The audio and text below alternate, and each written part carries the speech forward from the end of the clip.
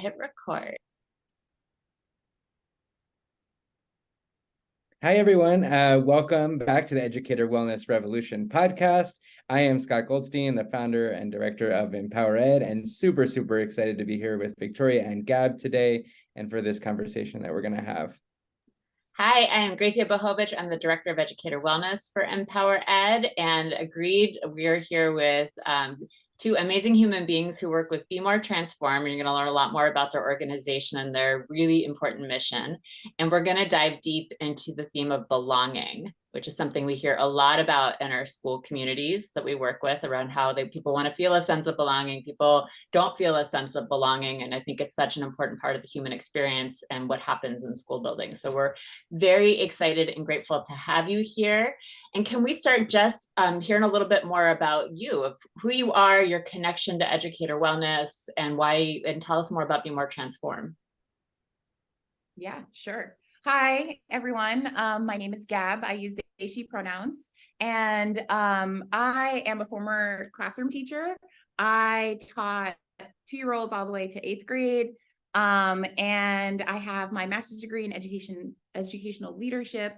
I know we'll dive into this a lot more, but my my very basic connection to educator wellness is the fact that I was an educator and am an educator. I still identify as an educator. And so the process of being well or trying to be well was really difficult for me, and really shaped the way in which I found myself moving through institutions, and also led me to where I am today, sitting next to my best friend. And yeah, Bmore Transform. So we started Bmore Transform last year, April 2022. Both of us were no longer in the classroom, and still wanted to be involved with youth and use our expertise and our gifts and our passion, time, energy to still engage families, youth, and schools in the really important work of DEIB. Mm-hmm. Yeah, that's you. Hi, I'm Victoria. My pronouns are she, her. And so yes, I have a background in education as well. I have a master's in elementary inclusive education. I mostly taught 3rd through 5th grade, but also have experience tutoring math with older kids, and yeah, just have a lot of experience with tutoring. And oh my gosh, what was the other part? Belonging. Yes, thank you. Yeah, and educator wellness. And educator wellness. Oh my gosh. So similarly to Gab, I think about educator wellness because when I was teaching, I honestly did not feel like it was like this foregone conclusion, like you have to take care of yourself, like self-care, but they didn't really feel like there was like room for it, you know?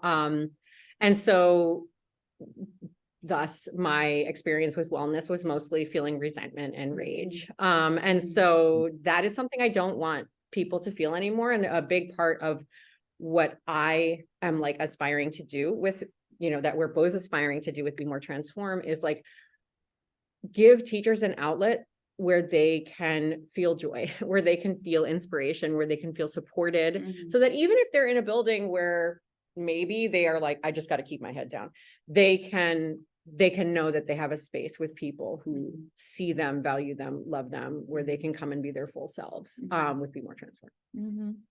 And yeah, I love that. Victoria, you said you got a degree in elementary inclusive education. That sounds awesome. Who does that? That was at Teachers College. At Teachers College. Okay. Did it live up to the hype of the name? I really enjoyed the program a lot. I learned a lot. There were parts I didn't love. I was gonna say, and that's a but complex, it sounds unique. We know, there's a little controversy around one of the very popular teachers there right now. Yes. Teachers College is in the news, but the but the, inclusive part is definitely unique. But I think the feelings that you just expressed about like how you felt about self-care and wellness, man, that is like what we hear from educators all the time, right? Like you don't give the space for this, and then it breeds this anger, this resentment about like, you're telling me to take care of myself. How about the system? How about the schedule? How about everything, right? That you set it up that way. So totally rings true. It's what we hear all the time. Right. Yeah.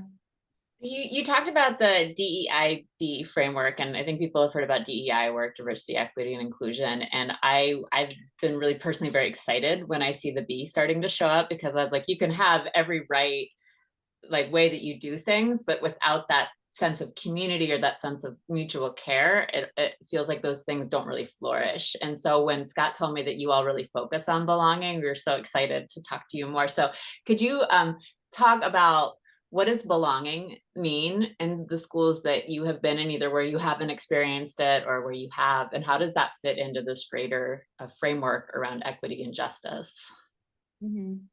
Yeah, so to me, the B is like the D, the E, and the I are things that I think are measurable at the systemic level.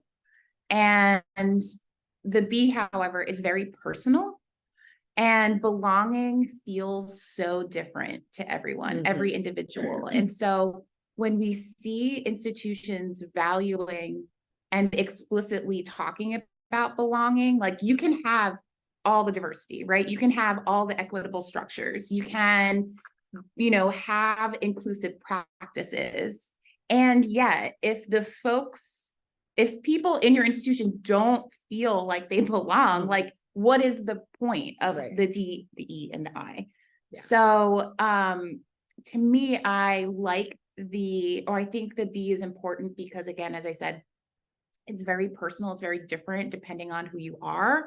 And what I experienced in the past is that, schools will say, well, we're doing this, or we're working towards this, or we have these goals. And then that's used kind of a way to gaslight people. Like, you should be, at least we're doing this, right? It's worse in other places, other schools don't even have things like this. And that is A, very toxic and manipulative, but B, not, again, just goes to show how disconnected some of those goals and the purpose of having DEI in a space is. If people don't feel the effects of all that work, and it is work, then it's just what's the point? So that's why. Just, I'll just stop on one of these points real quick. Because you mentioned DEI are these are things you can theoretically put systems in place and check a box, and we know there's a lot of that, right? So you can be I put this structure in place for diversity, for equity, for inclusion. But if someone says they don't belong, they don't feel that they belong. That's right. This is an individual thing, and so you have to know your people. You have to check in with your people, and your people have to feel that personally in whatever relationships they have in the building. It's not something you can put a practice into place or do a PD once a month and check a box. If people don't belong, they don't feel that way, right? So I think that's really important. Victoria? Yeah, I was thinking about this because I listened to your interview with Yazid Jackson, and I was like, just yes, because why do we pretend that adults don't need this care? Right?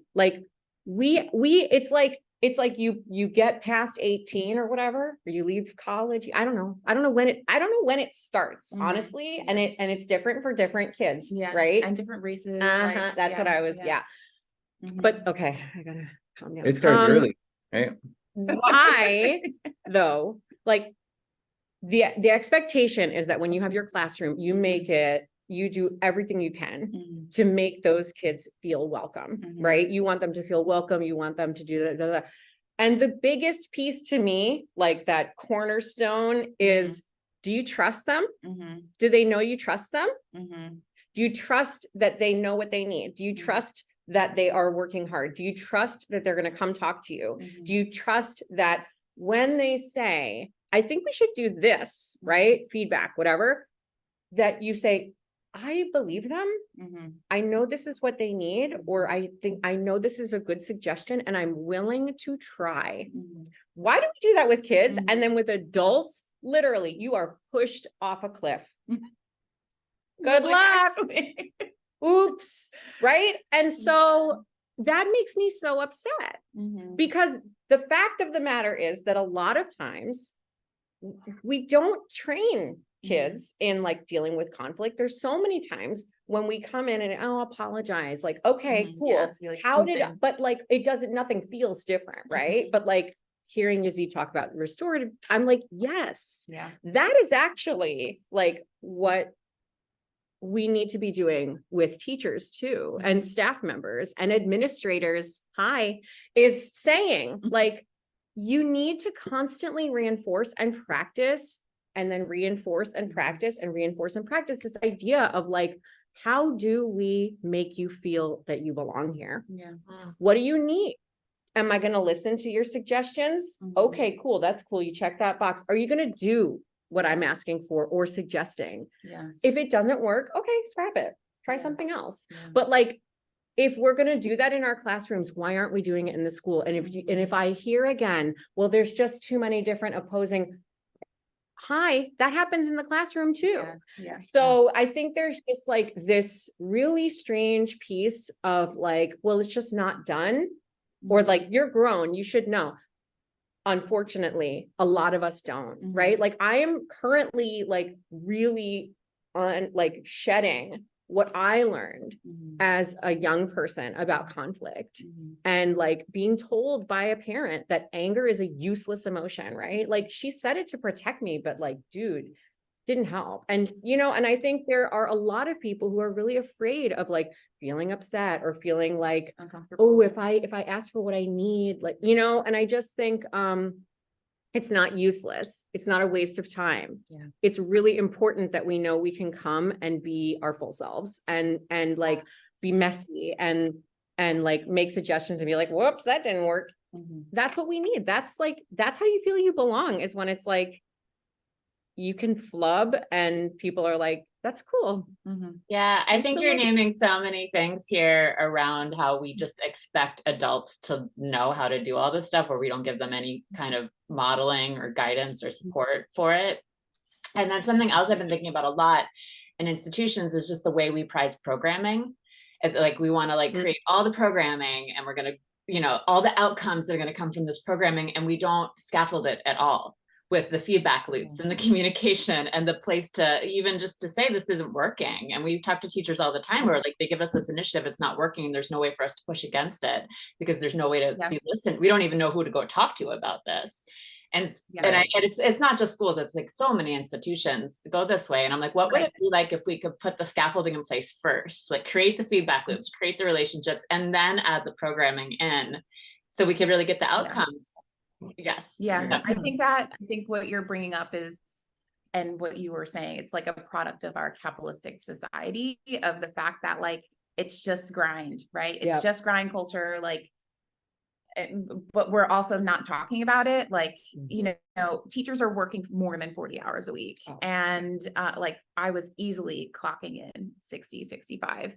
And I felt like it was expected of me. And I also felt like I needed to do it in order to do my job well. And so there is all of this expectation that all the programming happens, right? And then it's just like this after this after this after this. And it's just, you never stop. And it doesn't build in those opportunities to like, and as you said, like check in.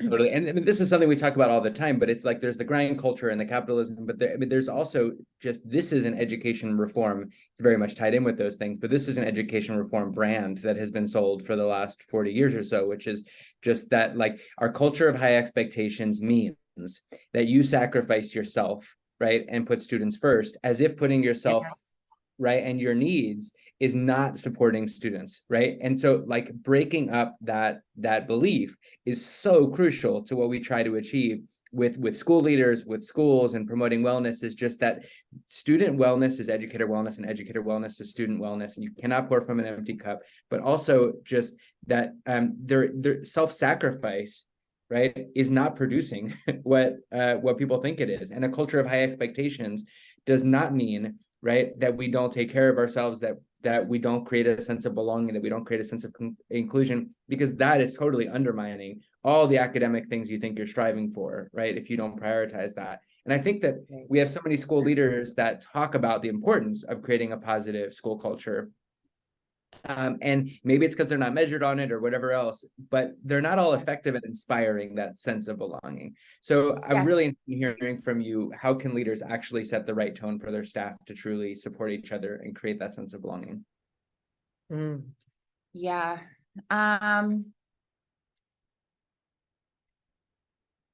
I think in that same, I think like there's different styles of leadership, right? And I think like transformational leadership shows us that you must be willing to model what you expect. And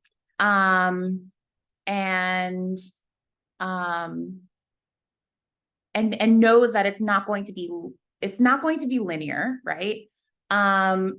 Also knows that everyone's at like in their own place. And then also, like, I think that even as a school leader, like I remember when I was in school training to become a school leader, that at some point along the way, I heard more and more people talking about, well, the teachers don't, right? In the same framework in which we hear teachers talking about the students don't, right? It's like at somewhere along the way, your focus shifts to like an us versus them, rather than seeing your primary stakeholder as like your partners. And so I think that is key to like this opportunity that is often being missed, which is like, how do school leaders ensure that the adults in the building are holding themselves and each other accountable to the collective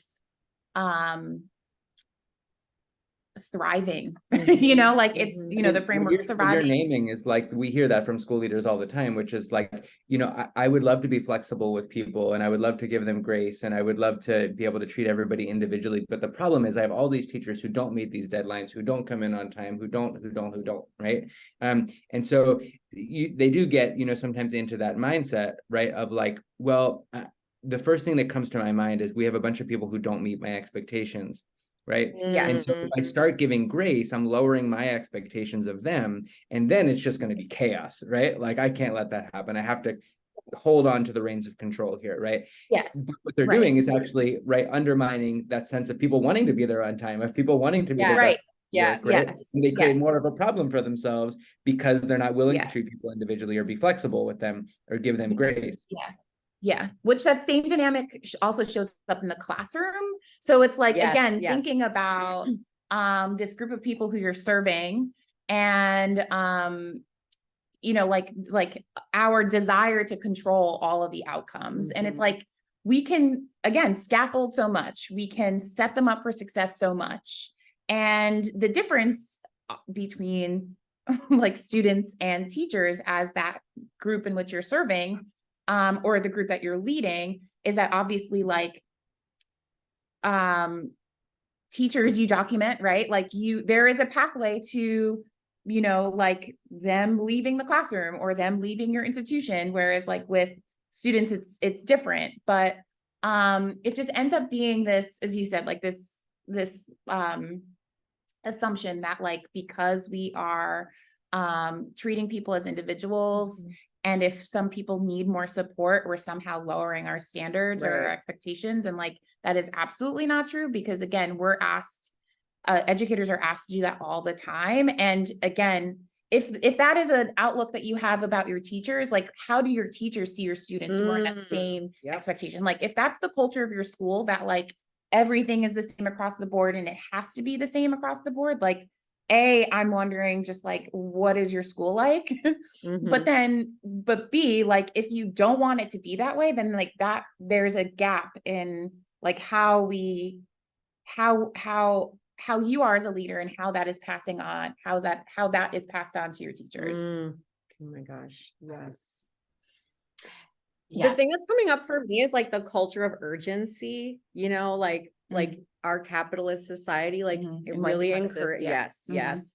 And it like encourages us to feel like everything is urgent. And I think so much about how like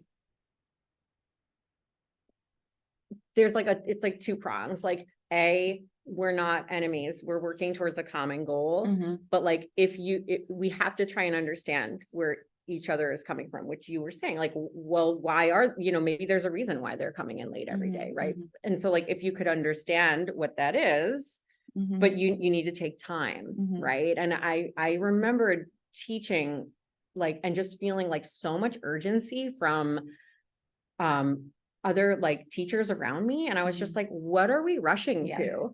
Yeah. You know, like what? Yeah. And urgency in weird places too, like Oh. that. But then when Yeah. it's like, oh, this kid is like in crisis, or like something racist was just said, like Yes. we need to pause.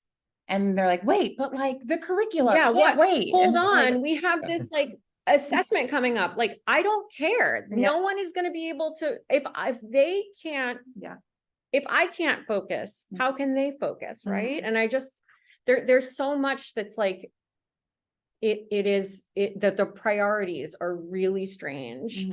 And it just, it feels like so much of it is like, there's this programming that goes on, that it's like not the programming that the school does, but it's like a mental programming of like, this is what's important and this isn't. And like, if we could shed some of that urgency, and actually spend more time in the day, like just being human with our students and being human with each other in the building, right? Like, why do we need 5 days of academics? Maybe it doesn't need to be 5 days of academics. Maybe it could be like 3 days of academics and then like 2 days of like, we're doing social emotional stuff, we're existing, we're having fun, we're like still in community. I don't know, but like, I mean, I love what you're saying about the culture of urgency, because it's like, that is totally the culture that we're in. But here's the thing, like, we've been doing that culture, right, for at least the last 30-40 years of education, where it's like, we are in a rush because we see these gaps, right, in education, and we're in a rush to close them. And in that rush, we've done none of that closing because we're not focused on these things, right? So like, we have been urgently trying to close gaps around what people will call achievement, right, for the last 30-40 years. And in all of that urgency, because we're not willing to pause and do the work that is essential to any of that being successful, the underlying stuff, right? About the kind of culture you create, the kind of stability you create, whether teachers want to be there, whether students want to be there, whether the curriculum you have makes people get up in the morning and say, I want to go to school. If you're not willing to do any of those things, you can rush all you want, and we'll have another 40 years without closing any of those gaps. Right. Fingers also crossed. like the realizing too that like we created, like our society created these standards, right? Like so we're rushing towards standards that we created, that we told children they need to. Well, we didn't create, we inherited. We did. Yes. But and like now we're here. So like right after college, I did an internship in the Manhattan Borough President's office, interviewing principals about the rollout of No Child Left Behind. And what I heard from so many people was, I don't have time to think about this. I have a teacher teaching in a stairwell, right? I have kids who are coming in crisis. I don't care about this. Also, and then other people being like, why is this what's important? And like, that was so radicalizing for me, that idea that like, okay, so as a teacher, I'm supposed to be focusing on this test that does nothing for me. It does nothing for my students. It enriches someone though, you know, and like, I feel like we're really feeling the effects of that, you know, like the effects of how like we're told we're supposed to care about something because it is important that the students can achieve XYZ. And so, but then we don't have enough time to do anything else. And we're just like, well, if I would if I had time, but I don't have time. And it's like, you can create the time. Yeah, the time question is so hard to solve for because of the story that there is no time. And trying to do the things that are essential, but I get that there are very real deliverables, and that's why as Empower Ed we really focus on advocacy too, because I think some of these things really need to be changed at this greater system-wide level. Of just even hearing from teachers right now that like the amount of meetings that they're required to be in that are just district mandates right now, that the school principals are like, we don't even have control over this, and teachers don't have planning time because they need to be in meeting after meeting.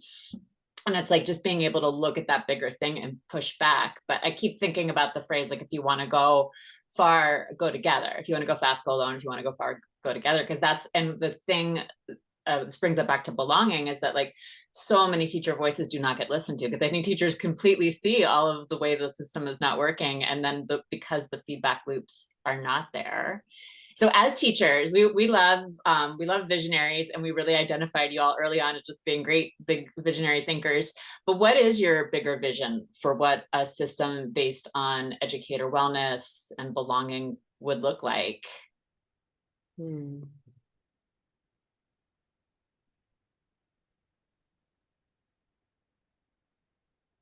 I think about it, I think about how like when schools implement like a social emotional learning program for their students, it's something that they start to do every single day, right? You don't do it once. You don't devote an hour to it once. You do it every day. You practice it every day.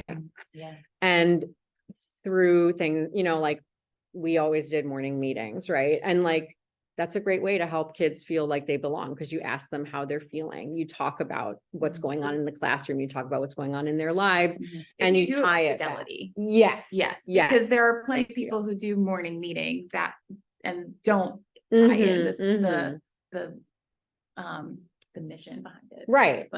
That like maybe somebody comes and they bring up, you know, something they're struggling with, and we talk about like when I ran it every Friday, we would talk about like, you know, what was one good thing? What's one thing you want to work on? And like seeing how they would support each other and be like, it's okay. Like, you know, like, there was one kid I remember once who was really frustrated about like an assessment, and like the other kids just telling her like, you're doing fine. It's not about the grade. It's about like your process. Or so I was just so like, I was very inspired. And so I think about that's what teachers need too, right? That's what staff need. That's what administrators need, is like the ability to practice this constantly, right? Like for me, that's my vision, is like creating a culture of constant practice where it's not given 1 hour during one PD, you know, which is like, that happens a lot. Or maybe you're given a full day. Ooh, now let's open the champagne, right? Like it has to be every single day, because it has to become a habit and normalized, and like and genuine. Yeah. Right. Like I remembered feeling like, so like we taught on the same team during the year that schools, it was like major pandemic, right? 20 to 21. And during that summer, the school made a show of asking us what we thought. They wanted our feedback, all of that. They hired these like very expensive consultants. Yes. Right. Everyone's asked for their feedback. So many Zoom meetings, so many surveys, oh Lord, the surveys, right? And then they did what they wanted to do anyway. Come August. When I tell you, I am still angry. Like, I still think about it once a week. It's because it was so disrespectful. Did I feel like I belonged in that moment? No. Did any of us? No. There were some people who were like, well, they listened. They were like bootlickers, just like, and I was just like, but they didn't care. I spent an hour on that survey that was like long form answers and like what came of it. And it just didn't feel like I was trusted. It didn't feel like my concerns were valid. It didn't feel like my suggestions were cared about, because it was like, well, there's just so many of us and we really have to think of the kids. And it was that idea of like, you say the kids. We are going to do this exercise to check this box, right? So anyway, my vision is that it's got to be, if you're going to do the undertaking of the like visual follow through, do the actual thing, right? We always talk about, you've got to walk the talk. I don't care about, don't talk the talk, puff, who cares? It's just air. Walk it. And so I think it's like, there are ways, absolutely, that schools can practice this every day. You know? The constant practice thing. Go ahead. Yeah. Are you sure? Yeah, well, I was just going to say quickly on the constant practice thing, it's just like that, you know, I was talking about this with my wife the other day, but I was in two different schools, and, you know, meetings are always a stress point that, you know, in DC public schools, for example, the teachers union contract is you get out at 3:15 and there's only once a month where you're allowed to have a staff meeting after that point. So the ability to kind of have meetings, right, and get together in that way is limited, and totally understand after 10 years of teaching, like the aversion to having so many meetings in our schedule. But I was in a school before that, at a charter school, where like we had a practice of especially at the beginning of the year, every day when classes finished, we met as the full staff. And it was not long, but it was like, what just happened? And let's talk about some of the students together that are, you know, we all need to pitch in, right, to help them right now. And what's going on in your class, what's going on in my class. And it was just like so refreshing to me. Like it created so much belonging among the teachers, and it was extra time. It might not fit into your like the typical approach or what the contract allows or something, but we were just like, to be with adults after we were just with the kids all day, right? And just to like debrief it really quick created such a sense of belonging. And so then that was like a constant practice of it. And you know, I was even in a DC public school where they did that at the beginning of the year. They do 10-minute meetings after the day. Like all the adults get together for 10 minutes and just like, what can we do better tomorrow? And that kind of constant practice, I think, is really not typical, right, in our schools. Gab, I'm curious to hear from you too and your broader vision. Yeah. I think transparency is something that, like, I'm thinking about what Victoria said, that was missing a lot. And I think that a lot of our society operates on this like need to know basis, which again is like white supremacist, capitalistic, and not how we build trust. Right. And if we want people to feel like they actually belong, and then also to voice when they feel like that is slipping away or things have changed, right? Like we need to be very transparent as to like what decisions are made, how decisions are made, and just I guess just how decisions are made.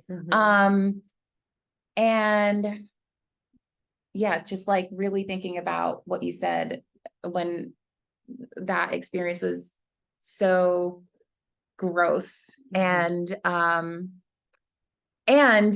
I've seen it all along the way, how leaders, they ask for feedback, they have you fill out surveys, they do one-on-ones, and then ultimately they come to a decision. And oftentimes I feel like, so you heard me, but it seems like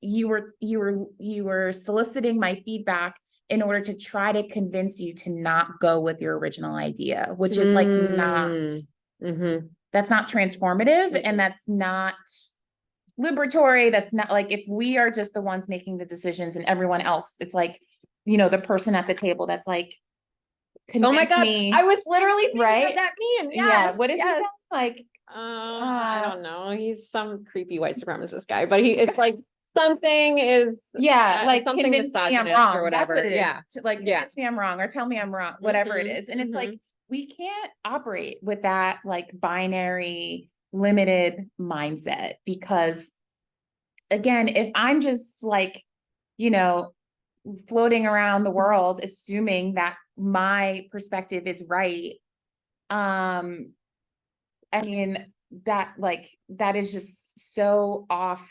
Like, I'm literally never going to be able to succeed, in my goals and like see my vision come to fruition, because I guess like my goals involve collectivism and Mhm, liberation, mhm. which I can't do alone. But like ultimately, leaders can't, especially at schools and even in the classroom, like you can't do everything yourself. Right. And so like you need to lean on other folks and you need the support of the people you're leading. You know, if you're trying to convince kids that it's a bright sunny day out, but we're going to stay inside for recess, like good luck, right? Mhm, mhm. And the same thing, like if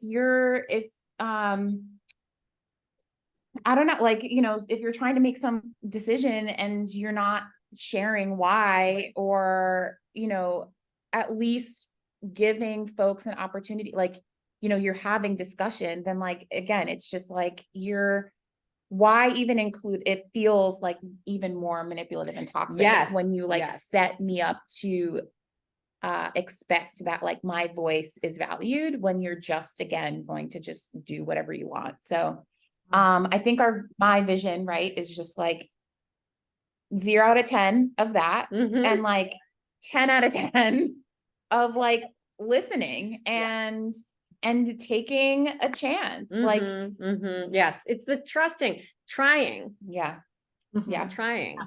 I keep thinking of the Adrienne Marie Brown quote, like, trust the people and they will become trustable too. But like, if you, you know, if you really want to instill trust, you have to give trust. And it's just so important what we're naming here, because it's not complicated in a lot of ways. Like, it's listening. And I think it's going on a journey. And that's something I've really learned about wellness, especially working in schools, that it's not just a set of deliverables. It's about people giving themselves to the journey of like, we don't quite know what this looks like, and we're going to show up together and try to figure that out and be vulnerable and accountable. But I think belonging is the journey. And I think that, you know, I especially for like school leaders, like to give themselves to that, to be like, I don't know the right way, and could we just like be in right. together? Yeah, I think so. In theory, right, trust is not hard, but in practice, right, it is. It's hella hard. And I think it took me like at least 2 years in like weekly therapy to understand that like I don't need to control things. I have a very strong desire to control things. And that, you know, I learned that from the like formative adults in my life. And how has that affected all of my relations? You know, how do I move through the world? And I think oftentimes, again, our society expects so much from educators, and and doesn't give them the tools to doesn't give us the tools to like do what we need to do well. And so like we cling to all the control that we can muster to make us feel like we can shoulder through. Yes. And that is not the way to go. And I know that it's really risky for individual teachers, but also like individual principals to do the radical thing and to, again, trust their staff, to take some time out of the like, you know, new math curriculum, professional development, right? To just have people voice their concerns versus, and similarly with teachers, right? Like when you take time out of your teaching time to like to hear from kids, like, you know, that's seen like, oh, you fell behind, you're not doing this, like That wasn't part of the lesson plan. And similarly, that is also expected on school leaders. And Mhm. it is like, you are sticking your neck out. We saw, like, we had targets on our back. And because ultimately that kind of radical and like those revolutionary acts are seen as threats Yeah. to the people who want things to be status quo. And so like, it is really scary. And I think this is also why, like, the be in belonging doesn't necessarily just have to be with your school institution. Like, yes, Mhm. you need to feel like you belong to your school's institution, but like, educators deserve spaces where they can show up Mhm. and feel like they belong in other places outside Yes. of their job. Mhm. Because again, like, if you work in a hostile school environment, like, you need that support, you need triaging, like, Mhm. between that moment to when you eventually exit the institution. And so I think that, like, finding ways to, and I know, and again, this is like also easier said than done, but to like find other communities outside of work. Mhm. And again, like, even when we were teachers, like, because our hours are so messed up, you're up really early, you're working on the weekends, like, it's very natural to gravitate towards other teachers. And so like, find other teachers, like, in your city, in your region, like, in your life, that you can just be with and feel like they get you. Yes. Thank you for sharing that. Yeah, everything that you all have said in this episode, I feel like it's what so many teachers need to hear. And we're really grateful for your time and kind of like your struggle that you brought here, and the realness of your emotions. I think it's really cathartic to like be able to hear that. So thank you so much for being here with us. And for people who are super excited to know more about you, which I know people are, can you tell people how they can stay in touch with you? Yeah, of course. So we are on Instagram at Bmore Transform. We also have a website, bmoretransform.org. Slide into our DMs. Mhm. Our email is also bmoretransform@gmail.com. So feel free to also email us. We love being in community with people. We have connections all over the country and just love to be there to support like other people who work with kids and are feeling isolated or feeling alone or feeling like they need community. So yeah, please reach out to us. Quick plug. If anyone is interested, we have a series called Liberation Libations. Our next one is October 12th at 5 p.m. at Impact Hub here in Baltimore. And it's for teachers and other people who work with youth. Yeah. And we are building a community of care. And we also have some great alcohol sponsors. So. Yeah. Wonderful. Yes. Yes. We meet monthly. So Yeah, if once a someone month. is watching this after October 12th, Mhm. on our website has more information about where people can meet us in person or meet us virtually. We have lots of things that we can offer folks. Wonderful. Thank you so much, Gab. Thank you, Victoria. Thank you to everyone who is listening and grappling with the big questions of belonging and wellness. And we look forward to staying in touch. All right. Bye, everyone. Thank you both. Thank you. Bye.